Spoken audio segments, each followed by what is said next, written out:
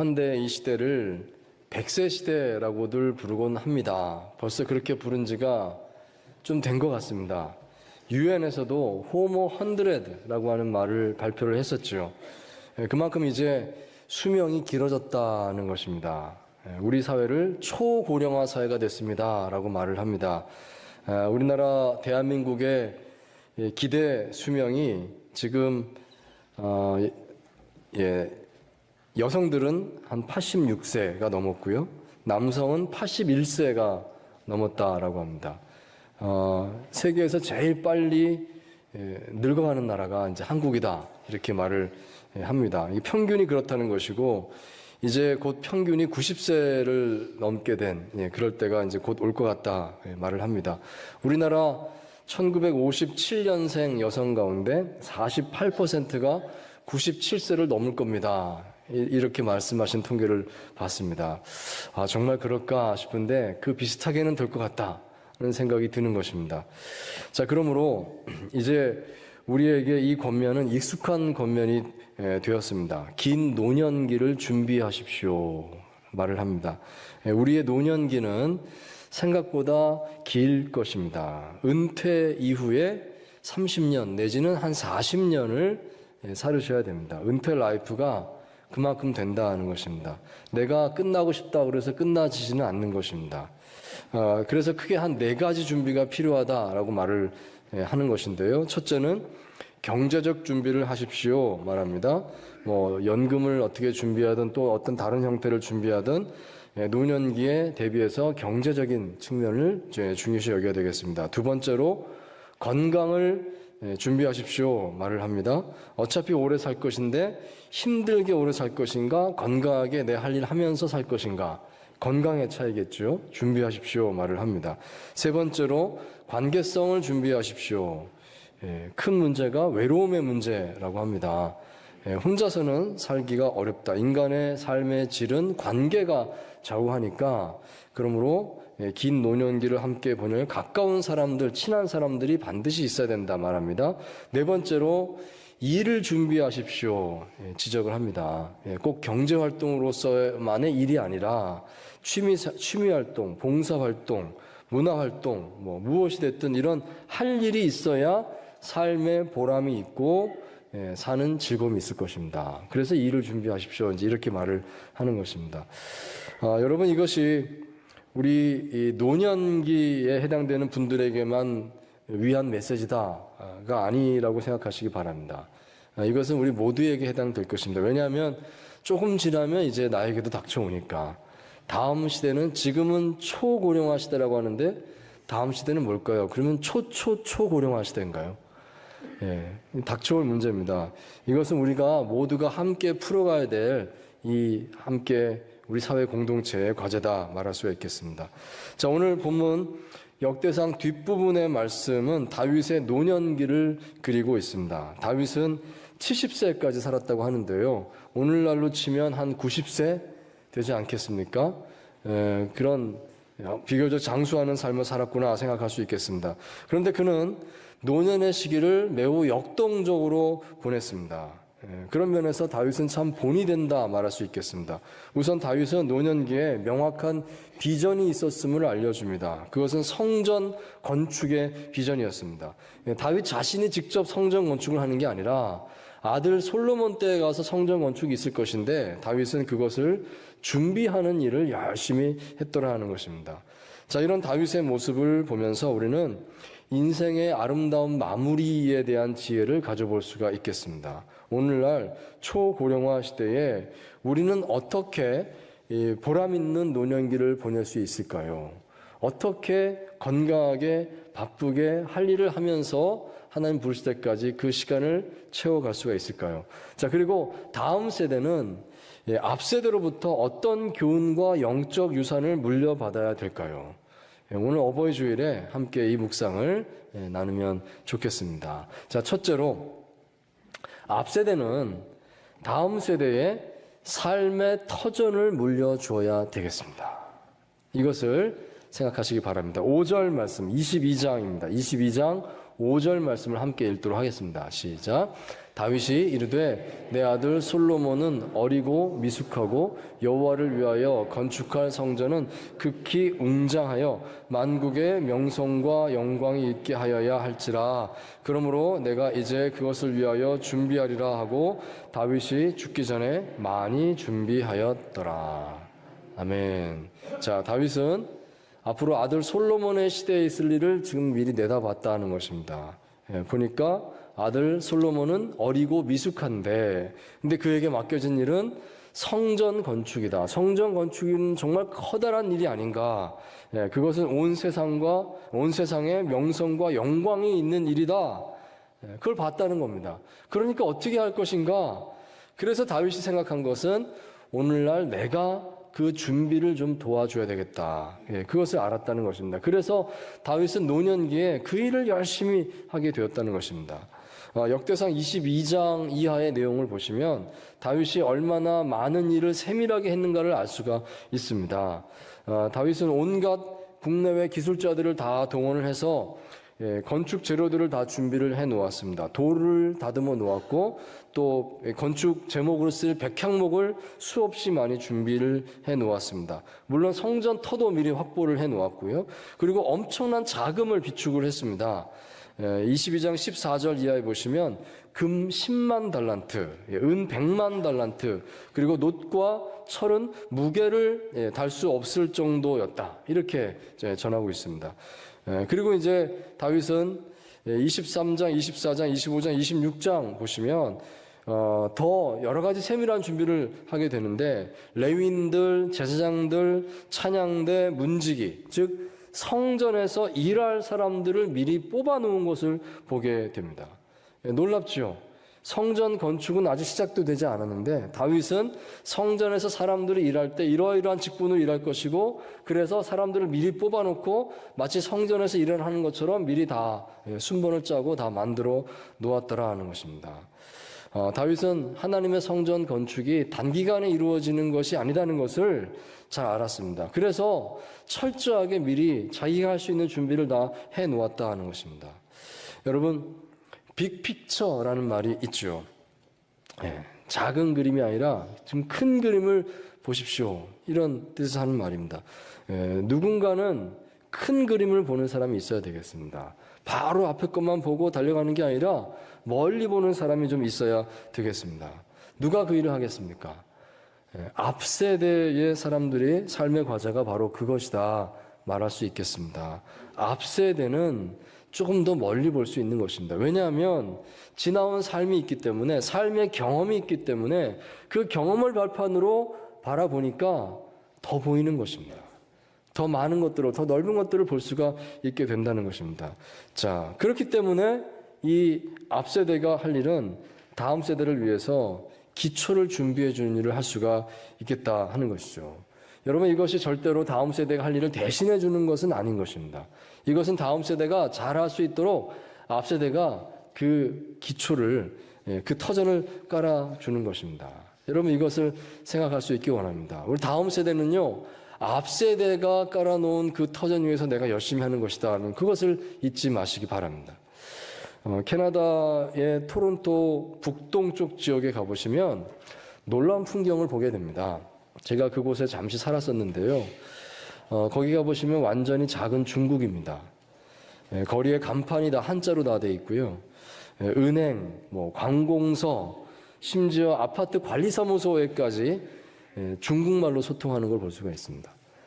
제가 살던 아파트도 관리사무소에 가면 다 중국인 직원들이어서 중국말을 못해서 정말 불편을 했었습니다. 그래서 아파트에서 엘리베이터 타고 내려오면 중국인 주민들을 굉장히 많이 만나요. 그러면 그분들이 중국말로 인사를 하고 중국말로 답을 해야 했습니다. 그래서 저도 니하오, 쉐쉐 이 말을 얼마나 했는지 모릅니다. 문 잡아주면 쉐쉐 그러고 중국인 줄 알았다니까요. 훗날 이야기를 들었는데 오래전에 이 중국인들이 캐나다 횡단철도 노동자로 처음 이민을 오게 되었는데 그때 그들은 밀린 그 임금을 받으면서 그것을 땅으로 받았다고 합니다. 우리한테는 땅이 중요합니다. 땅을 주세요. 그래서 땅을 받아놨다는 것이죠. 그것이 훗날의 차이나타운이 되었습니다. 그리고 토론토 북동쪽 지역도 역시 마찬가지입니다. 홍콩이 중국에 흡수되기 직전에 많은 홍콩 자본이 캐나다로 이제 들어오게 이동하게 됐는데 그때 이제 그렇게 했던 것이죠. 시 외곽에 아직 개발되지 않은 황무지를 사둔 겁니다. 왜 땅을 사둡니까? 여러 사람들이 합쳐서 땅을 사둔 거예요. 왜 땅을 사둡니까? 우리 후손들이 여기 살게 될 겁니다. 근데 시간 지나니까 진짜로 거기가 작은 중국이 된 겁니다. 만들어 놨다는 거예요. 저는 그걸 보면서 이런 생각이 들었습니다. 우리나라도 여기다 좀 사둘 걸 생각이 들었어요. 왜 우리는 그걸 보지 못했을까? 여기도 대한민국 땅 될 수 있었는데. 캐나다 인구의 한 5%가 중국계라고 하는데요. 진짜 실제로 가서 보면 5%가 아니라 그 2배는 넘는 것 같습니다. 정말 많이 이민은 오고 있고 계속 오고 있고 그걸 볼 수가 있습니다. 여러분 제가 드리고 싶은 말씀은 이것입니다. 앞세대는 다음 세대를 위해서 터전을 준비해 주는 역할을 해야 하겠습니다. 왜냐하면 볼 수 있기 때문입니다. 앞세대는 보는 눈을 가지고 있습니다.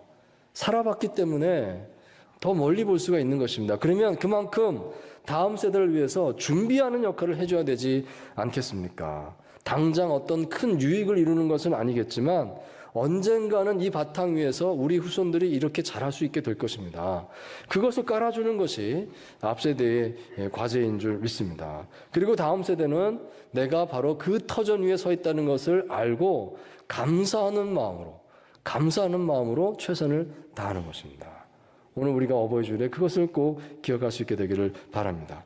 자, 두 번째로 앞세대는 다음 세대에 뚜렷한 비전을 물려줄 수 있어야 하겠습니다. 자, 역대상 28장 가셔서 1절 말씀 함께 읽겠습니다. 시작. 다윗이 이스라엘 모든 고관들 각 지파의 어른과 왕을 섬기는 반장들과 천부장들과 백부장들과 및 왕과 왕자의 모든 소유와 가축의 감독과 내시와 장사와 모든 용사를 예루살렘으로 소집하고. 아멘. 자, 말씀 보시면 다윗이 지금 사람들을 예루살렘으로 소집했구나, 여러 명을 모아서 모임을 이뤘구나 하는 것을 알 수가 있죠. 이 모임이 어떤 모임이었을까? 여기 모인 사람들을 잘 보시면 성격을 짐작할 수가 있습니다. 이스라엘의 모든 고관들, 곧 각 지파의 어른들이다 그랬습니다. 원로들을 불러 모았구나. 또 왕을 섬기는 반장들, 천부장들, 백부장들, 왕과 왕자의 모든 소유와 가축의 감독들, 실무자들을 불러 모았구나 알 수가 있죠. 내시와 장사와 모든 용사들, 관리들, 군인들, 그 대표들을 불러 모은 것입니다. 자, 이들을 왜 불러 모았을까요? 이들은 이스라엘의 어른들이고 이스라엘 나라의 실무자인 것이죠. 다윗은 그렇습니다. 이들에게 마음에 품은 비전을 설명하려고 하는 것입니다. 나는 여기까지 하고 이제 다음 세대는 여러분들이 맡아주셔야 됩니다. 여러분들이 이제 이 나라를 짊어지고 나가야 됩니다. 그런데 이것이 하나님 내게 주신 비전입니다. 비전을 설명하기 위해서 사람들을 불러 모았더라 하는 것입니다. 여기 역대상 28장 전체가 이 다윗의 비전 설명으로 되어 있구나 하는 것을 읽을 수가 있습니다. 첫 번째 다윗이 말한 것은 우선 자신이 성전 건축을 하지 못하게 됐습니다. 이 현황을 이야기를 했습니다. 내가 전쟁에 많이 나가서 피를 많이 흘렸기 때문에 하나님께서 성전 건축은 너의 다음 때에 가서 해라 라고 했기 때문에 나는 못하게 됐습니다. 이제 이 얘기를 먼저 하고요. 그리고 두 번째로 말하는 것이 하나님의 언약을 말합니다. 28장 7절 말씀인데 이렇게 되어 있습니다. 그가 만일 나의 계명과 법도를 힘써 준행하기를 오늘과 같이 하면 내가 그의 나라를 영원히 견고하게 하리라 하셨느니라. 아멘. 이게 하나님의 약속이라는 것입니다. 하나님께서 내게 이미 약속하셨는데 그의 나라를 견고하게 하겠다. 영원한 왕위를 주시겠다. 사실은 이제 이 언약이 나중에 영원한 왕 예수 그리스도에게까지 이어지게 되는 것이죠. 다윗은 이 하나님의 우리 나라를 향한 든든한 보장과 영원한 왕위에 대한 약속, 이것을 사람들에게 선포했습니다. 자, 그래서 말하는 것입니다. 우리가 하나님 앞에 온전히 바로 서기만 하면 하나님께서 우리나라를 이렇게 붙잡아 주실 것입니다. 여러분이 확신을 가지십시오. 이렇게 말을 하는 것입니다. 자, 그럼으로써 다윗이 선포하고자 하는 것이 성전 건축이었습니다. 여러분 성전 건축을 힘있게 하십시오. 하나님께서 도와주실 줄 믿습니다. 다윗이 그렇게 말을 했다는 것입니다. 여기 11절, 12절 말씀 보시면 다윗이 아들 솔로몬에게 특별한 걸 주고 있습니다. 이것까지 줬는가 하는 그걸 알 수가 있어요. 뭐냐면 성전 설계도입니다. 다윗이 성전 설계도를 아들 솔로몬에게 넘겨주고 있습니다. 12절 말씀 보시면 이렇게 말씀합니다. 이 모든 것은 영감으로 받은 것이다 말을 하고 있습니다. 이건 영감으로 받은 것이다. 그리고 19절 말씀에 또 보시면 다윗이 이렇게 말합니다. 여호와의 손이 내게 임하여 이 모든 설교도를 그려서 나에게 주셨느니라. 그러면서 그 설교도를 다윗이 솔로몬에게 전달해 주는 것입니다. 여러분 놀랍지 않습니까? 얼마나 다윗이 깊이 기도했으면 하나님께서 그려주시는 설교도를 받았을까요? 얼마나 뚜렷한 비전을 품었으면 하나님께서 이렇게 하라고 하셨다라고 하는 것을 그림으로 그려서 이것을 자손들에게 보여줄 수가 있었을까요? 다윗은 그렇게 했더라는 것입니다. 여러분, 앞 세대가 다음 세대에 넘겨줄 비전이 바로 이런 비전이다 하겠습니다. 이렇게 비전을 줄 수 있어야 되겠습니다. 이것이 하나님 뜻입니다. 이렇게 살으시기 바랍니다. 하나님께서 이렇게 할 때에 도와주실 줄 믿습니다. 이렇게 말을 할 수 있어야 한다는 것입니다. 그런데 사실 이 점에 있어서 오늘날 많은 젊은 세대들이 좀 아쉬움을 가지고 있는 것 같습니다. 오늘날 우리 앞 세대는 살아있는 비전을 보여주기보다는 잔소리만 많이 합니다. 이렇게들 말씀을 하시는 것 같아요. 왜 그럴까요? 뭐 여러 가지 말을 할 수 있겠지만 이렇게도 말할 수 있겠습니다. 시대적 분위기가 바뀌었기 때문에 사람들이 더 그렇게 생각하는 것 같습니다. 우리 앞 세대의 삶은 그렇다고 하죠. 어떤 주어진 공식 안에서, 어떤 주어진 틀 안에서만 내가 맡은 것을 최선을 다하면 그러면 된다. 그러면 다 된다라고 하는 그런 삶을 살았었다고 하면, 그런데 오늘날 우리 젊은이들이 사는 세대는 모든 것이 날마다 새롭게 펼쳐지는 세상에 살아야 된다는 것입니다. 그러니까 소위 말해서 불확실성의 시대, 더 나아가서 초불확실성의 시대 이렇게 말을 하는데요. 그런 시대를 살고 있습니다. 뭐가 또 어떻게 바뀔지 모른다는 것이죠. 그렇기 때문에 우리 젊은이들이 어른들의 충고를 잘 듣지 않으려고 한다는 것이죠. 그거는 우리 앞 세대나 그랬던 것이죠. 오늘날에는 바뀌었습니다 라고 말하니까, 생각하니까 잘 안 들으려고 한다는 것입니다. 하지만 여러분, 정말로 그것이 절대적인 것일까요? 정말로 앞 세대하고 지금 세대는 완전히 다른 것일까요? 이어지는 것이 하나도 없을까요? 그렇지는 않지 않습니까? 결국은 돌아보면 우리는 다 비슷한 삶을 사는 것입니다. 앞 세대가 했던 그것을 우리가 다 물려받고 있는 것이고요. 그 바탕 위에서 또 다음 세대가 일을 하고 있는 줄 믿습니다. 그것을 꼭 기억할 수 있게 되길 바랍니다. 오늘 우리 이 앞 세대는 다음 세대에게 무엇을 전해줄 때에 그러므로 충고를 하기보다는 함께 고민해주는 태도를 가지면 좋겠습니다. 그게 그렇게 고민되느냐? 우리 같이 고민해보자. 그러면 잘 이야기를 전할 수 있을 것입니다. 이 앞 세대의 훌륭한 경험과 영성이 다음 세대에 전달되어야 될 줄 믿습니다. 참으로 우리 앞 세대는 다음 세대에 뚜렷한 비전과 경험을 전달할 수 있어야 된다. 그것을 놓치지 마시고 다음 세대는 그것을 내가 받겠습니다라고 하는 그 마음을 꼭 가질 수 있게 되기를 바랍니다. 세 번째로 세대를 넘어서 우리가 물려야 될 것은 마음에 힘을 주는 격려이겠습니다. 마음에 힘을 주는 격려를 물려줘야 됩니다. 28장 9절 말씀인데요. 같이 읽겠습니다. 시작. 내 아들 솔로몬아, 너는 내 아버지의 하나님을 알고 온전한 마음과 기쁜 뜻으로 섬길지어다. 여호와께서는 모든 마음을 감찰하사 모든 의도를 아시나니 네가 만일 그를 찾으면 만날 것이요. 아멘. 20절 말씀도 함께 합니다. 시작. 또 그의 아들 솔로몬에게 이르되 너는 강하고 담대하게 이 일을 행하라. 두려워하지 말며 놀라지 말라. 내가 여호와의 성전 공사의 모든 일을 마치기까지 여호와 하나님 나의 하나님이 너와 함께 계시사 내게서 떠나지 아니하시고 너를 버리지 아니하시리라. 아멘. 이 말씀 분위기를 잘 보시면 위로구나 할 수 있습니다. 하나님이 너를 만날 것이다. 하나님 너를 떠나지 않을 것이다. 계속해서 너를 붙잡아 주실 것이다. 위로의 말씀을, 격려의 말씀을 주고 있는 것입니다. 자, 이것은 다윗이 솔로몬에게 지금 말을 하고 있는 것인데요. 하지만 또 생각해 보면 솔로몬만 이 말을 듣고 있는 것이 아니죠. 모든 백성의 리더들을 불러 모았다고 하지 않습니까? 불러 모았을 때에 솔로몬을 앞에 두고 말하는 것이니까 그러면 다 같이 듣고 있는 것입니다. 다윗은 다음 세대를 향해서 우리 간절히 하나님을 찾으면 하나님이 분명히 응답하시고 분명히 붙들어 주시고 분명히 만나 주신다. 그것을 믿으라라고 그 격려의 말을 지금 전해주고 있다는 것입니다.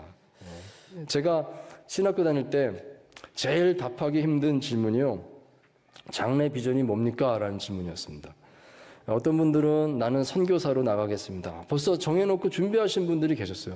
어떤 분들은 나는 공부를 더 해서 신학교 교수가 되고 싶습니다. 이렇게 말씀하신 분도 계셨습니다. 근데 저는 할 말이 없었습니다.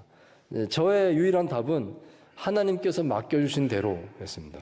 시키시는 대로 열심히 하면 되지. 내가 뭘 정하겠습니까? 정말 미리 알려주셔서 준비해야 되면 알려주시겠죠. 그러면 그때 가서 준비하겠습니다. 지금은 그냥 최선 다하겠습니다. 맡겨주신 일에 최선 다하겠습니다. 그렇게만 지냈고 살았습니다. 그런데 하나님께서 사역 잘 감당할 수 있게 하셨고 어려움도 많았지만 여기까지 올 수 있었습니다. 누군가 저를 밀어주거나 누군가 저를 끌어주거나 하는 사람 찾지 않았습니다. 오래전에 어느 선배 목사님께서 저에게 이런 충고를 하셨습니다. 저에게 1대1로 딱 말씀하시는 거예요. 정 목사는 열심히 해서 참 좋은데 정치성이 없는 게 흠이야. 그러셨어요. 그래서 저는 처음으로 정치성이라고 하는 것에 대해서 생각을 해보게 됐습니다. 정치성을 꼭 가져야 되는가? 하나님 앞에서 정치성이 그렇게 중요한가? 생각하니까 아닌 것 같다는 생각이 들었습니다. 왜냐하면 내가 존경할 만한 분을 존경하는 자유, 내가 따라야 될 분을 따를 수 있는 자유를 정치성을 갖는 순간에 스스로 포기하는 거 아닙니까? 나는 이쪽 계통에 서야 됩니다. 그러면 따르고 싶어도 따르지 못하는 사람들이 생기는 거 아닙니까? 그러면 안 되겠다. 나는 모든 하나님 사랑하는 옳은 사람들을 따른다. 이렇게 마음을 정했어요. 저는 오늘날 공정하지 못한 사회 때문에 상처받았다고 말하는 다음 세대 젊은이들에게 이렇게 말씀드리고 싶습니다. 하나님께서 세상의 주인이신 줄 믿습니다. 하나님 앞에서 진실하고 성실하면 결국 하나님께서 모든 길을 인도하심을 믿습니다. 세상 사람들은 다른 뭔가가 필요하다고 말합니다. 다른 뭔가가 있어야 된다고 말합니다. 힘이 있어야 되고 빽이 있어야 되고 뭐가 있어야지 된다. 안 그러면 이 세상은 안 된다. 울분에 차 있는 겁니다. 아닙니다. 하나님 살아계십니다. 여러분, 오늘날 교회가 세상을 치유하는 역할이 바로 이것이다 말씀드리겠습니다. 다른데 어디 가서 이것을 확실하게 보겠습니까? 교회에 오시면 하나님의 살아계심을 볼 수 있는 줄 믿습니다. 세상의 편법이 아닌, 세상의 권력이 아닌 정직하고 성실하게 일하고 하나님 인정하는 사람들이 인정받고 칭찬받는 것이 여기 교회인 줄 믿습니다. 하나님 나라가 바로 그런 것입니다. 우리가 그것을 세상에 보여주는 것이고 그걸 통해서 세상을 바꿔가는 것인 줄 믿습니다. 여러분, 하나님께서 오늘 우리를 통해서 이 일을 하고 계십니다. 오늘날 앞 세대가 다음 세대에 물려줘야 될 것이 있다면 바로 이것이다 하겠습니다. 마음에 힘을 주는 격려를 이렇게 할 수 있어야 되겠습니다. 자, 오늘 말씀을 정리합니다. 오늘날은 긴 노년기를 살아야 하는 앞 세대의 삶과 불확실성 속에서 힘들어하는 다음 세대의 삶이 서로 떨어져 있는 것처럼 보입니다. 어른들은 어른들대로 고민하고 있고 젊은 세대는 젊은 세대들대로 따로 고민하고 있습니다. 하지만 여러분, 우리가 하나의 공동체로 묶여 있음을 꼭 생각하시기 바랍니다. 따로따로가 아닙니다. 우리는 하나로 연결되어 있는 것입니다. 앞 세대의 삶이 다음 세대의 기초가 될 것입니다. 앞 세대는 다음 세대를 향해서 삶의 기초를, 삶의 터전을 물려주는 것입니다. 그것을 꼭 기억하시기 바랍니다. 그렇기 때문에 앞 세대의 삶은 바쁠 것입니다. 긴 노년기의 삶은 복될 줄 믿습니다. 그리고 온전한 뚜렷한 비전을 물려줄 수 있기를 바랍니다. 다음 세대는 그 비전을 물려받을 수 있게 되기를 바랍니다. 그리고 참으로 위로와 격려가 앞 세대로부터 다음 세대로 물려지는, 특별히 하나님을 믿는 사람들, 하나님을 따르는 사람들을 통해서 위로와 격려가 세상으로 퍼져가는 그 역할을 잘 감당하게 되는 저와 여러분 되시기를 주의 이름으로 축원드립니다.